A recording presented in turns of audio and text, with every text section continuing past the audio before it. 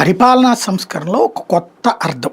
బేసిక్‌గా ఆ! ఇదివరకు ఏంటంటే మనకి కూరగాయలొకటి, పూలొకటి, పండ్లొకటి. ఈ 3 ధరలు పెరుగుతూ ఉంటాయి, తగ్గుతూ ఉంటాయి. అది ప్రభుత్వాలతో సంబంధం లే. ఉండదు. హ్మ్.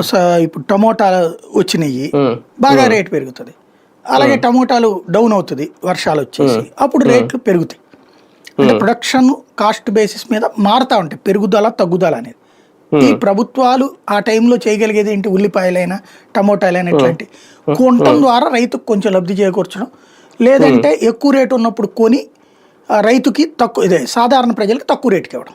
హ్మ్. ఇంతే కొని ప్రభుత్వం తప్పించి అమ్మడం. ఆ! హ్మ్. అంతే హ్మ్. తప్పించి ప్రభుత్వాలు ఇంతకు మించి ఏం చేయలేవు. పెంచడం, తగ్గించడం అనేది ప్రభుత్వాల చేతిలో ఉండదు.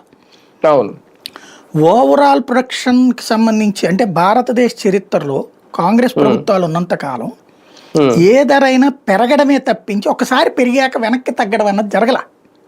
హ్మ్.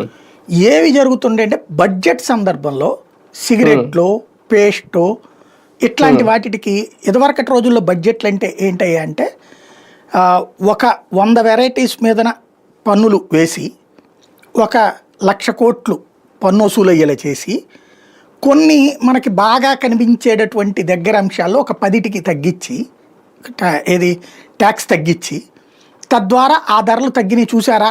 మా ప్రభుత్వం అయితేనే తగ్గిస్తుందని